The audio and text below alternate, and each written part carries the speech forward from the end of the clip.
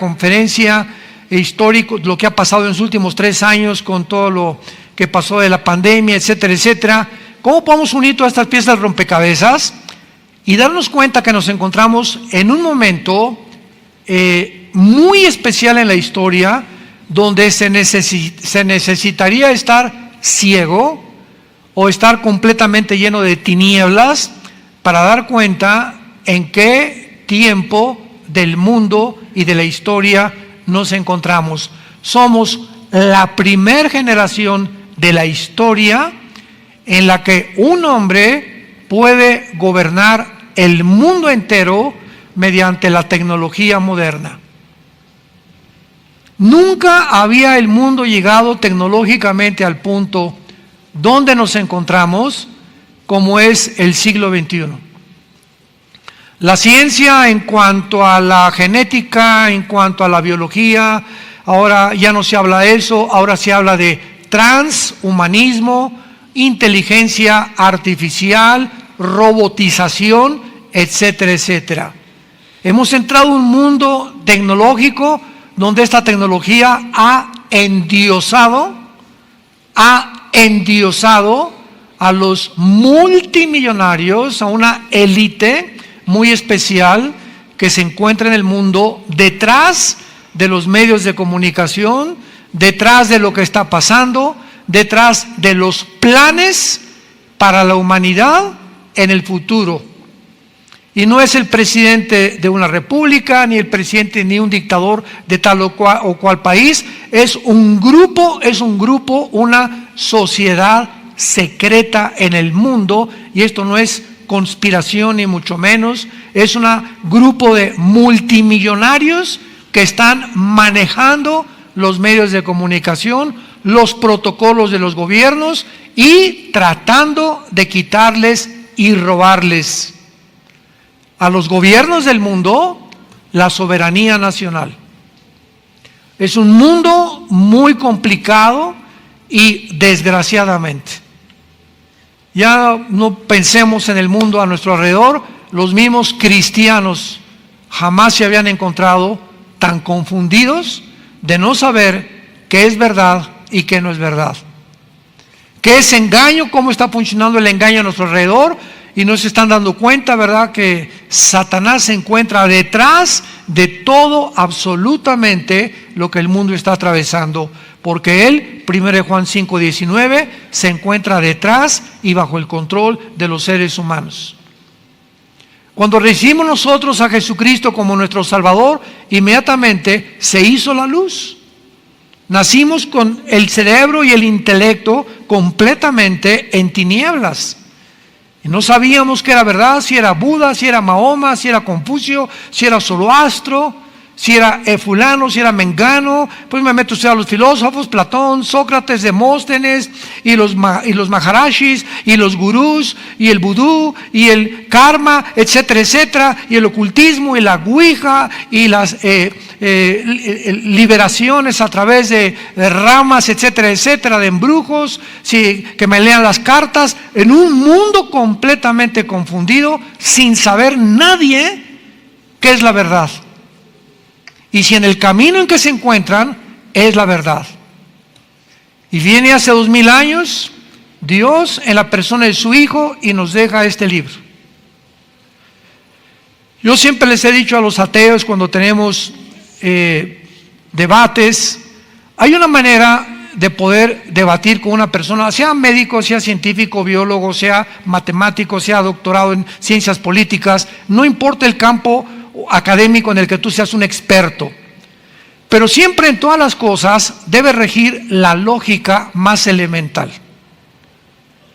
Si hay un Dios, sí, condicional, si hay un Dios, entonces ese Dios que existe es lógico que si nos ha creado a su imagen y semejanza, tenga interés en que nosotros descubramos que Él existe. De otra manera seríamos animales. ¿Quiénes son los animales a diferencia del ser humano? ¿Verdad? Criaturas en el mar, en los aires, las aves, en la tierra, los mamíferos, etcétera, etcétera, que no tienen conciencia de Dios. Nunca verás un grupo de conejos, alabaré, alabaré. Nunca verás un conjunto de perros ni de caballos, ¿verdad? Tienen conciencia, tienen sentimientos, sufren, son fieles, tienen características preciosas. El perro es de los mejores animales que el hombre pueda tener como su amigo, más que tu compadre.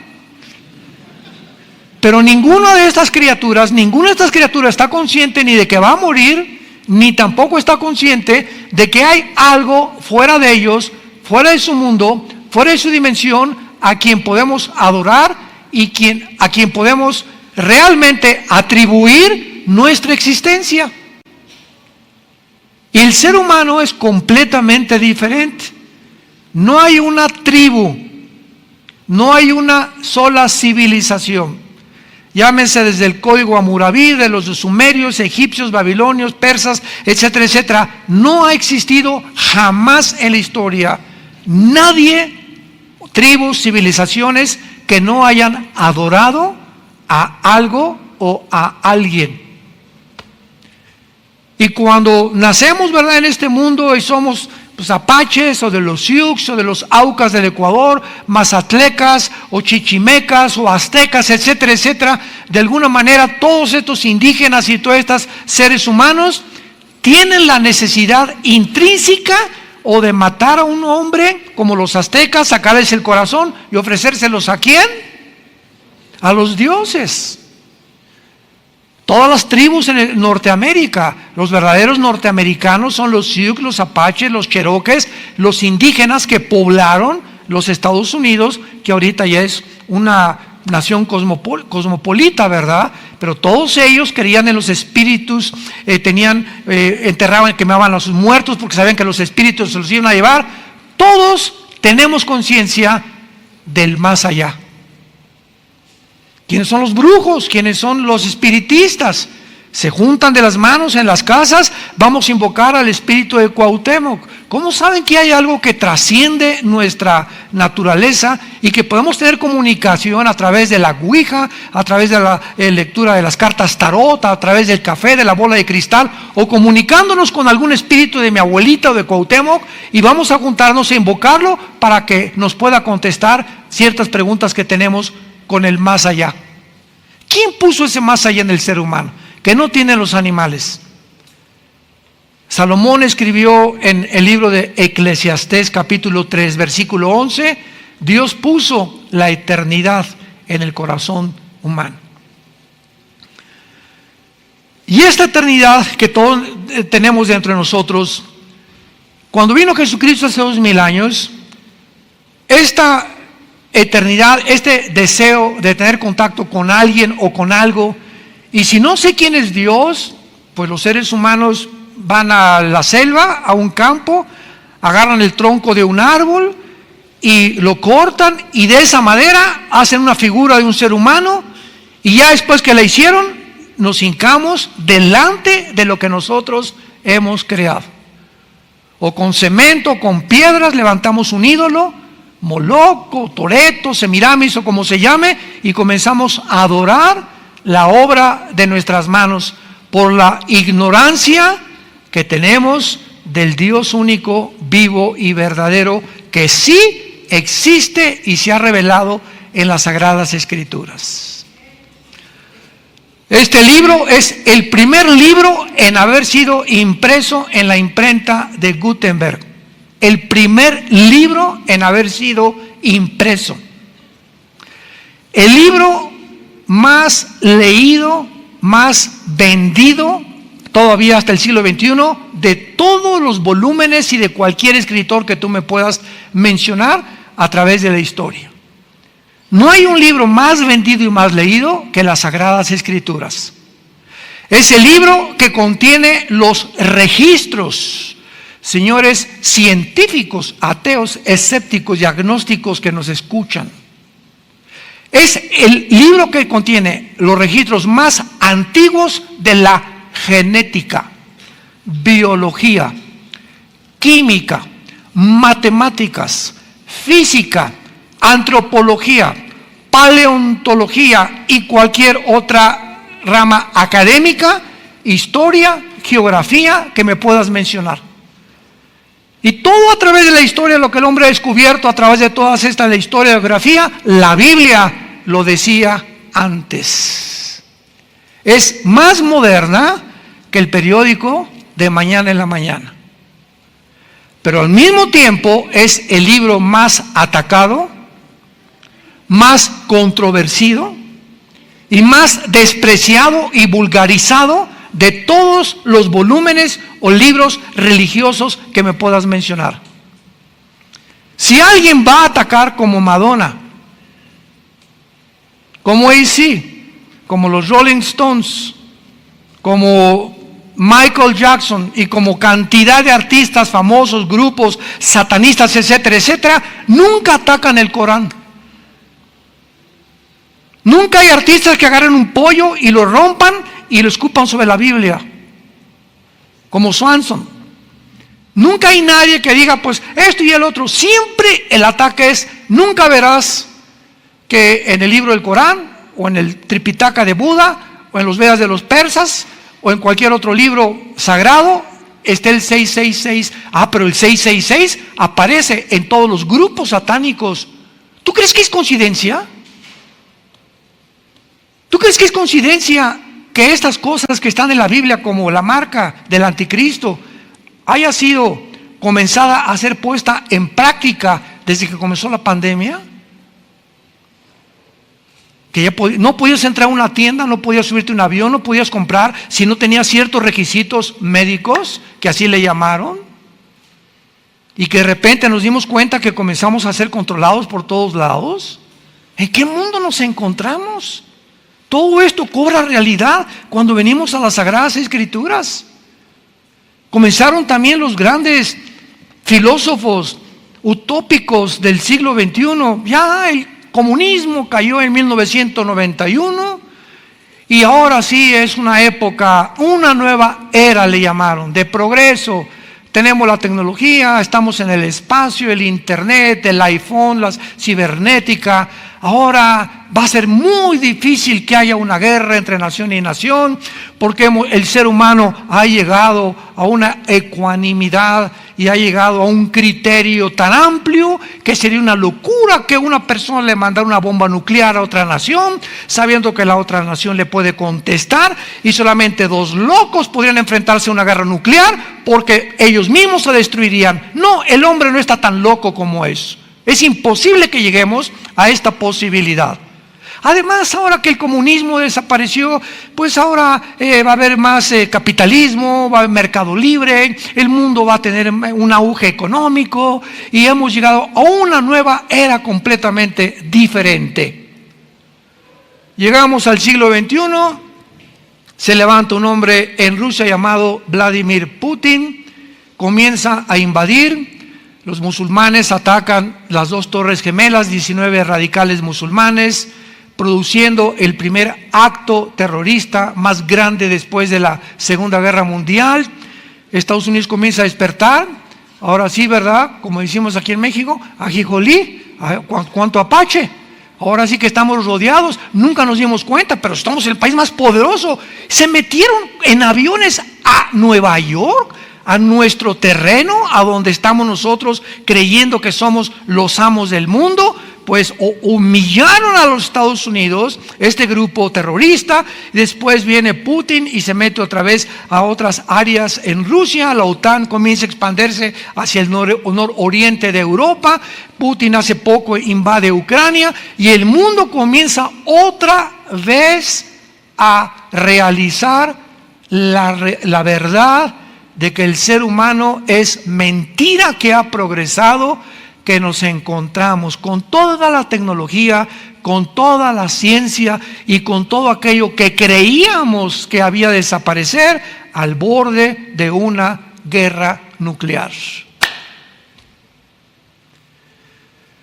Jesús dijo hace 2000 años: oirán de guerras y rumores de guerras. Y miren que no se turben, porque es necesario que esto acontezca. Y entonces vendrá el fin. Y esta serie que estoy compartiendo con ustedes tiene ese propósito: analizar eventos tanto científicos, cibernéticos, históricos, teológicos, bíblicos, para poder juntar todo este rompecabezas y poder realmente decir en qué nos podemos basar, tanto con lo que está pasando en el mundo, a la luz de la Biblia, para poder decir realmente somos la primera generación que podemos destruirnos en 5 minutos, con el potencial nuclear que existe. Somos la primera generación donde gracias a la tecnología es evidente y claro y seguro que una sola marca, como ya lo vimos en la pandemia, marcar al ser humano ya es posible a través de la biometría. Y una persona puede ya controlar el mundo. Ahorita, por ejemplo, venimos mi esposo y yo de Dallas, entramos ahí en Dallas al aeropuerto y al pasar para abordar el avión, ya no te piden el pasaporte. Una cámara, te paras frente a la cámara y aparece tu foto, pásele. Le digo, ¿cuándo me retrataron? Esa foto, le dije a mi esposo, nunca me la han tomado. Y yo le dije de broma a la señorita, ¿verdad? Por favor asegúrese que mañana me publican, en el primer periódico, que me subí al avión. Impresionante, ya nomás con tu puro rostro. Y al llegar allá a Estados Unidos, de aquí de México allá a Estados Unidos, hay un lugar que se llama Global Entry, entrada global, que se les da esta entrada global. Tú vas con tu pasaporte, desde luego tienes que ser ciudadano americano, y vas a una oficina de inmigración norteamericana y les dices, bueno, soy americano, quiero el Global Entry, porque viajo muy seguido. ¿Qué significa esto? Que te hacen 3 o 4 preguntas, ven tu registro, que hace 10 años no has tenido accidentes automovilísticos, que no te has marihuanado, que no has tenido ningún tóxico, que no has sido borracho, que no te han detenido, etcétera, etcétera. Y te consideran un ciudadano de confianza, así se llama. Y te dan entonces una tarjeta que se llama Global Entry. Y ahora que regresemos a Estados Unidos, mi esposo y yo, al llegar, yo ya no paso por migración. Paso por un aparato donde tampoco meto mi pasaporte. Otra vez me retrata y comenzamos a hacer cola en 5 minutos. Y comenzamos a pasar y me dice el de inmigración, Armando, hello, le digo, y pásale. Marta, pásale. Ya no te revisan nada más que a través de la fotografía. Ni siquiera el pasaporte, por el Global Entry. Este es el mundo que estamos viviendo. En China hay cámaras, pero como no se imaginan, en Shanghái y en todas las ciudades, que están retratando millones de caras al mismo tiempo, y tiene las pantallas el gobierno de China donde puede detectar a un delincuente que buscan a tal persona en segundos a través de los métodos computacionales, a través de la cibernética y a través de la biometría. Ese es el mundo que estamos viviendo.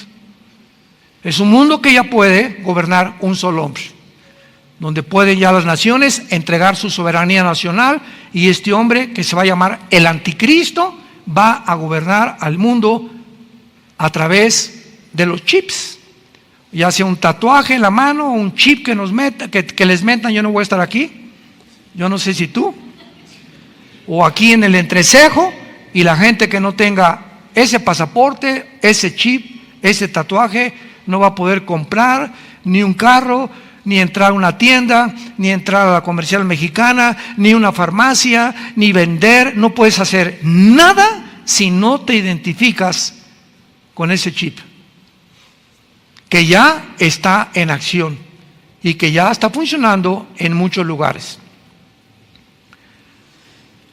En Mateo 24, los que tengan su Biblia, Jesús se enfrenta a unas preguntas que también ya contestamos y las repaso rápidamente, que le hicieron los discípulos.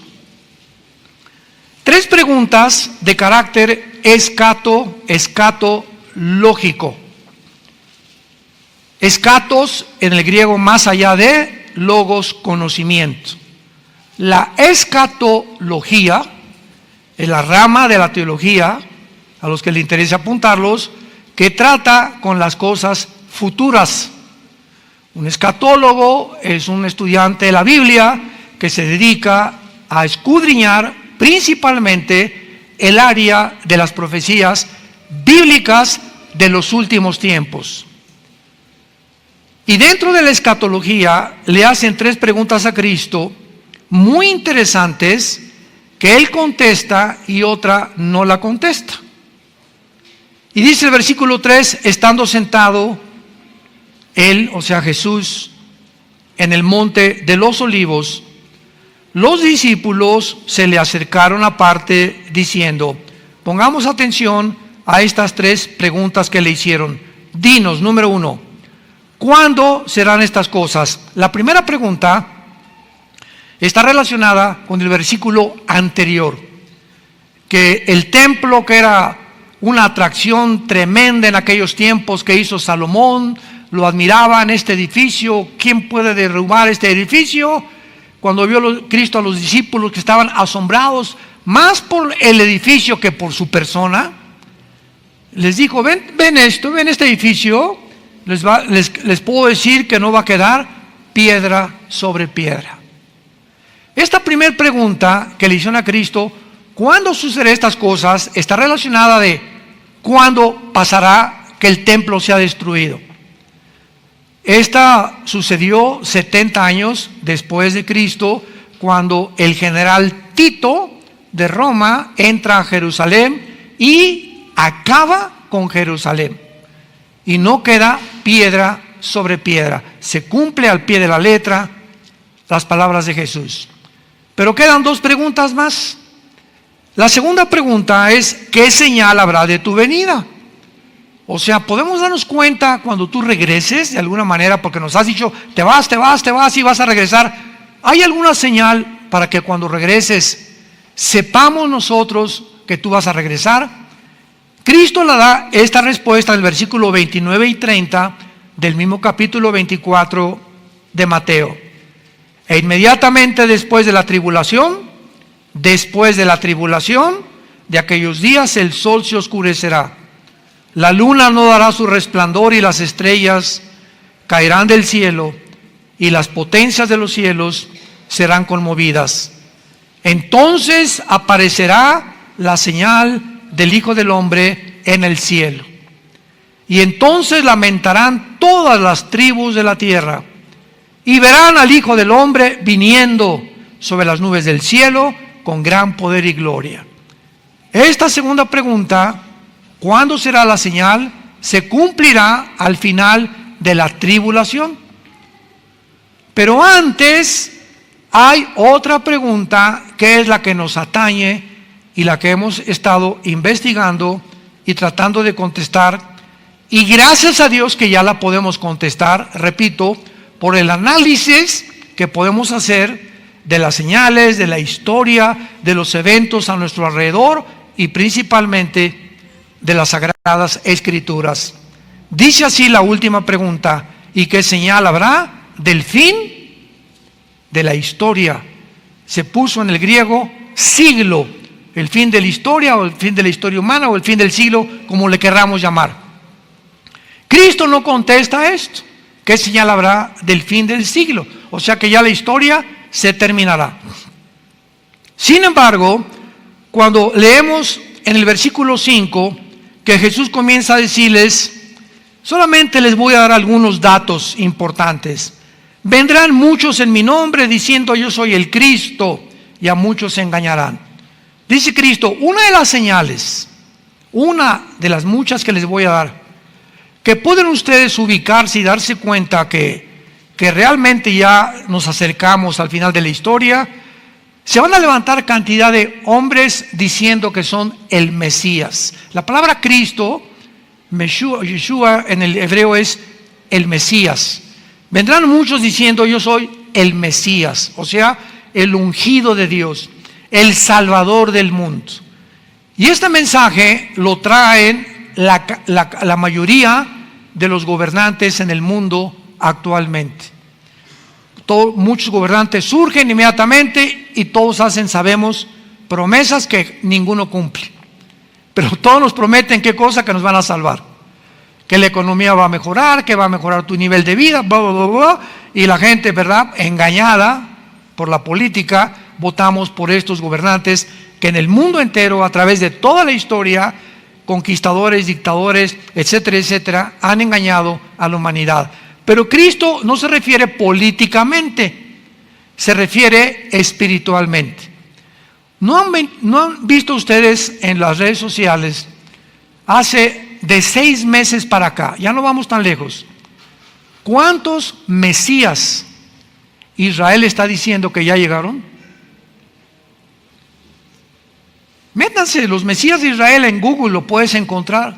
Todavía hace 2-3 semanas ves un hombre con un sombrero, con una barba. Se juntaron miles de rabinos en Israel alrededor de él y cantaban y bailaban, y aquí está con un sombrero negro, y le besaban la mano los judíos, cosa que tienen prohibidísimo, y lo tocaban la ropa, y el Mesías, etcétera, etcétera. Hace 4 meses un rabino en Nueva York dijo que él era el Mesías, se murió, y tenemos casi 2 o 3 años que Israel, de una forma absurda, ridícula y risible y patética, está haciéndose el hazmerreír esta religión judaica en el mundo entero por las barbaridades de estar señalando hombres como tú y como yo, porque están ansiosos que venga su Mesías, y cuando venga no va a ser el que ellos esperan. Cuando venga será el anticristo,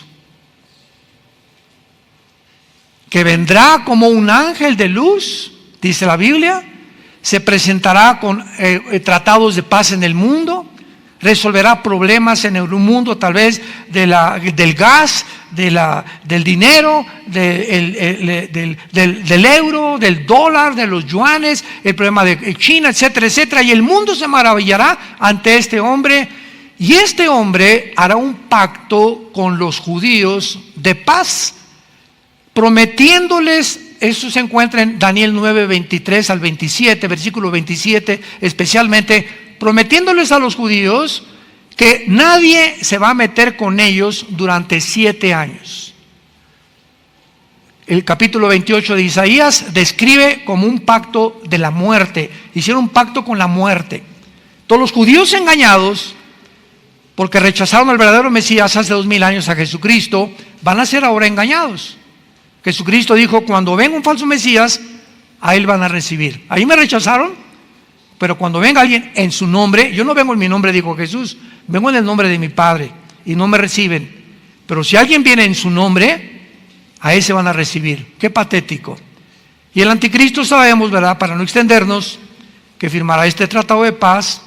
Me imagino que en ese tiempo los judíos reconstruirán su templo, el tercer templo, que tienen años tratando de levantarlo, una imposibilidad porque la mezquita de Omar se encuentra exactamente arriba donde estaba el templo judío, que fue destruido en el año 70 después de Cristo, y el anticristo violará este pacto con los judíos a los 3 años y medio, y ahí comenzará lo que la Biblia llama la gran tribulación.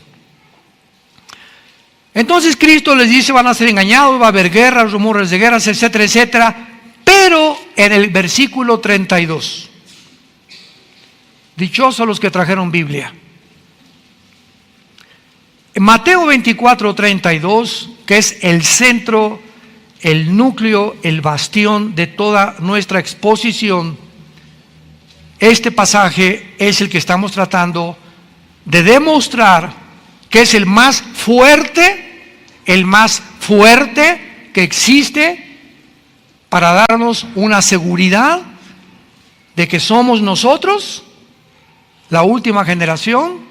No sabemos el día y la hora, pero sabemos que será en nuestra generación cuando estas cosas ya han comenzado a suceder, y millones de cristianos no se han dado cuenta, ni han descubierto, ni siquiera si viven cerca del Nevado de Toluca. Es increíble la ignorancia que hay. En las iglesias tampoco se predica esto ya. Ya no se predica estas cosas. Ni en qué tiempo nos encontramos, ni qué señales. Ya no hay esta información. Es impresionante las tinieblas que han comenzado a caer en el mundo, están entrando a las iglesias. Dice Jesús, versículo 32, esta es la señal más importante de Jesús. De la higuera aprendan la parábola. Cuando ya su rama está tierna y brotan las hojas, sabéis que el verano está cerca. Así también vosotros, cuando veáis todas estas cosas que está cerca a las puertas, de cierto les digo, no pasará esta generación hasta que todo esto acontezca. No pasará esta generación. Cristo menciona una higuera, y ese es el inicio de nuestra búsqueda y de nuestra investigación. ¿Qué quería decir Jesús con la higuera, o qué representa en la Biblia la higuera? Porque una vez que identifiquemos qué es la higuera, podemos partir de ese punto hacia lo demás. Tenemos que saber qué significa la higuera o qué representa la higuera. Bueno, rápidamente, a los que lo quieran apuntar. En la Biblia hay tres árboles relacionados con la nación de Israel. La higuera es el último del año en florecer. Y la higuera representa la resurrección nacional de Israel. ¿Cómo sabemos que este árbol representa la resurrección nacional de Israel? Veamos en Lucas capítulo 13. Después de Mateo está Marcos y después Lucas. Lucas capítulo 13, versículo del 6 al 9, dijo también esta parábola. Tenía un hombre, ¿una qué? Una higuera plantada en su viña, y vino a buscar fruto en ella y no la halló. Y dijo al viñador: he aquí, hace 3 años que vengo a buscar fruto en esta higuera y no lo hallo. Córtala, ¿para qué inutiliza también la tierra? Él entonces respondiendo le dijo: Señor, déjala todavía este año, hasta que yo cabe de ella y la abone.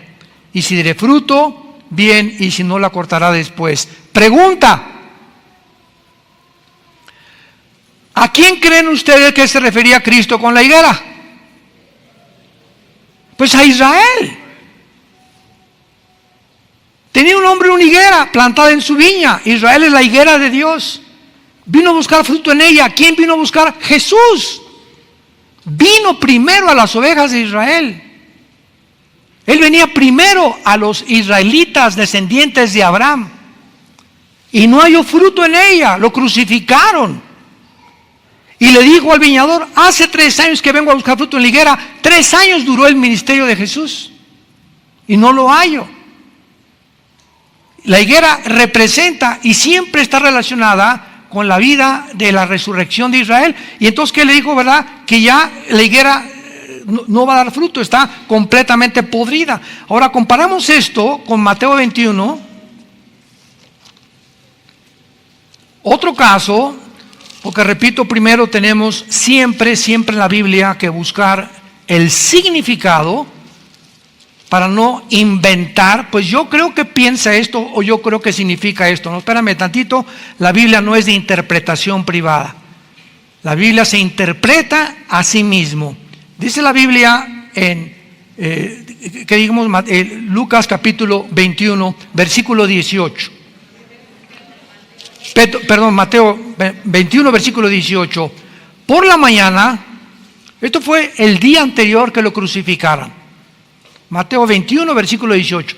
Volviendo a la ciudad tuvo hambre, y viendo una higuera cerca del camino, vino a ella y no halló nada sino hojas solamente, y le dijo: nunca jamás nazca de ti fruto. Y luego se secó la higuera. Viendo esto, los discípulos decían maravillados: ¿cómo es que se secó enseguida la higuera? ¿Qué representaba esa higuera el día antes que lo crucificaran? ¿A quién fue a quien maldijo Jesucristo? A Israel. He venido a lo mismo. Venido a buscar fruto, ¿verdad? Una higuera seca, representando cómo es posible que no estés dando fruto. Y maldice Cristo la higuera, y vemos que Israel muere, se seca Israel como nación después de la crucifixión y hasta 1948. 14 de mayo de 1948. Ante los ojos expectantes historiadores, antropólogos del mundo, geólogos, etcétera, etcétera, vemos ante el mundo la resurrección de una nación después de casi 2000 años de haber sido exiliada, dispersada en todas las naciones del mundo, sin ninguna posibilidad de que este grupo de judíos dispersados en todas las naciones del mundo pudieran mantener durante casi 2000 años la esperanza de regresar a Israel.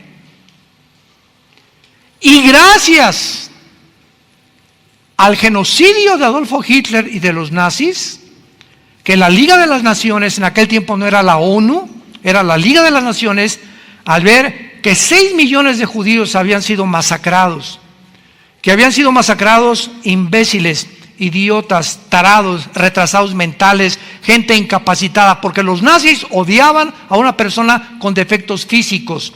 Cualquier persona con defectos, la orden era matarlos, exterminar al mundo. Era el sueño de Hitler, y que sobreviviera solo una raza, la raza aria, los blancos, güeros y de ojos azules. Ese era el sueño de Hitler, porque él quería que esa raza era la que iba a controlar el mundo algún día, los arios. El mundo se espanta y ve 6 millones, todo, mataron gitanos, mataron homosexuales. Bueno, fue una cosa espantosa lo que los nazis hicieron. Se juntan las naciones y votan para que Israel, después de casi 2000 años, les den permiso a través de la declaración de Balfour, un hombre en Inglaterra, y de Teodoro Herzl, un judío del siglo XIX que comenzó a soñar que era el tiempo de regresar a Israel. Le permite las Naciones Unidas regresar a Israel, y dice Isaías 66, ¿podrá una nación resurgir en un día? Y nunca ninguna nación jamás en la historia ha podido conformarse nacionalmente en un día más que la nación de Israel. Cuando Jesús, en nuestro pasaje de Mateo 24:32, regresamos, y una vez que ubicamos que la higuera es Israel, bueno, rápidamente les digo los otros dos árboles. El otro árbol en la Biblia es el olivo. El olivo representa las bendiciones de Israel desde los patriarcas, que los encontramos en Romanos capítulo 11. Se describe a Israel como el olivo natural, ¿se acuerdan?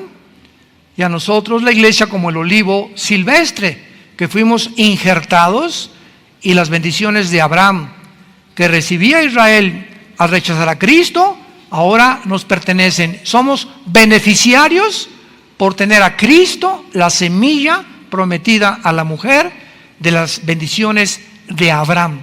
No somos Israel, porque Israel es el olivo natural y nosotros el olivo silvestre. Pero el olivo representa, repito, las bendiciones espirituales a Israel. Y el tercer libro de la Biblia es la vid. La vid, las uvas, de ahí sacan el vino, y representa la vida religiosa de Israel. Juan capítulo 15, Jesús dijo, yo soy la vid. No dijo, yo soy la higuera. Tampoco dijo, ¿verdad?, yo soy el olivo. Yo soy la vid verdadera. O sea, yo soy realmente el objeto de la religión robotizada de fariseos que ustedes han hecho de mi Padre, sin tomar en cuenta que yo soy el representante del Cordero de Dios, de los sacrificios, de las ofrendas, del tabernáculo, de todo lo que mi Padre les dio simbólicamente en el Antiguo Testamento. Yo soy el Cordero de Dios que dijo Juan el Bautista, que quita el pecado del mundo. Yo soy La vida verdadera. El que realmente les va a dar vida a ustedes, no una religión. La religión no te puede dar vida. Yo vengo a darles vida. Tú puedes ser católico, puedes ser protestante, puedes ser bautista, puedes ser pentecostal, puedes ser mormón e irte al infierno. No es tu religión la que salva, es la persona de Jesús que entra a tu vida para producir como una semilla, un árbol que comienza a crecer dentro de ti sin que te des cuenta, hasta que comienzas a dar fruto. Gálatas 5, 23 y 24, el fruto del Espíritu es amor, paz, gozo, dominio propio, paciencia, y comenzamos a manifestar las características de una persona que está siguiendo a Jesús. Y tú puedes decirte religioso, y vengo a esta iglesia 20 años. Mi papá era el cura de San Marcos. Mi mamá era la madre descendiente de la Madre Teresa. Mi padre fue arzobispo y mi tío, hayan sido lo que hayan sido. Si tú no tienes a Jesús, no tienes la vida. 1 Juan 5, del 10 al 2. El que tiene a Cristo tiene la vida. El que no tiene a Jesús no tiene la vida. No es la religión la que nos salva. El cristianismo no es una religión, es una relación. No entras a una nueva sociedad secreta, a un nuevo sistema de ceremonias y de ritos. Entramos a la vida, a una familia. Somos una familia que habita Jesús en mi vida, habita Jesús en tu vida, y por lo tanto yo puedo tener comunión contigo, porque el espíritu que tú tienes es el espíritu que yo tengo, y eso es lo que nos hace hermanos y hermanas en Jesucristo. Y actualmente hay un movimiento que se llama el movimiento ecuménico en el mundo, que es el movimiento de unir a todas las religiones. Ahorita en Roma acaban de tener que protestantes, que católicos, que musulmanes, todos bajo una bandera. Qué bonito se oye, ¿verdad? Qué bonito se oye. Para que todos unidos busquemos la paz. Espérame tantito, amigo mormón, amigo hindú, amigo musulmán. Mira, yo te respeto con mucho gusto, pero ¿sabes una cosa? El sistema que tú tienes para llegar a Dios contradice la Biblia. El hinduismo tiene 6 millones de dioses. El Islam dice maten a los cristianos y a los judíos. El Buda dijo antes de morir, yo no soy Dios, busquen la verdad. Y el budismo es una religión atea. ¿Atea? ¿Y forma parte de las religiones? Sí. Y también el comunismo es una religión. ¿No lo sabías? Ya lo sabes. Son los sistemas, porque se corrió la propaganda. Una religión es todos los que hablan de Dios. Y si tú hablas de Dios, eres religioso. Yo recuerdo en los 90 cuando comencé a visitar la Facultad de Filosofía y Letras en la Universidad Autónoma de México, el Politécnico Nacional, preparatorias, recorrí cantidad de universidades en la República Mexicana, y siempre en aquel momento descubrí la forma de entrar a las universidades, porque me decían, oiga, me recomendaban los estudiantes que eran cristianos, oiga, vénganos a una cátedra aquí de la Biblia o de Cristo en la Facultad de Derecho, en la Facultad de Filosofía. Y les decía, no puedo porque no me van a dejar entrar, porque el gobierno dice que la educación es laica. Y yo, ¿qué significa esto? Que no hay nada de religión en la educación. Entonces yo iba con el director de la universidad y me presentaban y me decía, ¿usted es religioso? Le digo, no, yo no soy religioso. Para nada, le dije. Que me proteja la Virgen de la Macarena. Oiga, pero usted, es que esto no es un libro religioso. Le dije, oiga, maestro, este libro ya lo leyó usted. Contiene ciencia, contiene química, contiene matemáticas.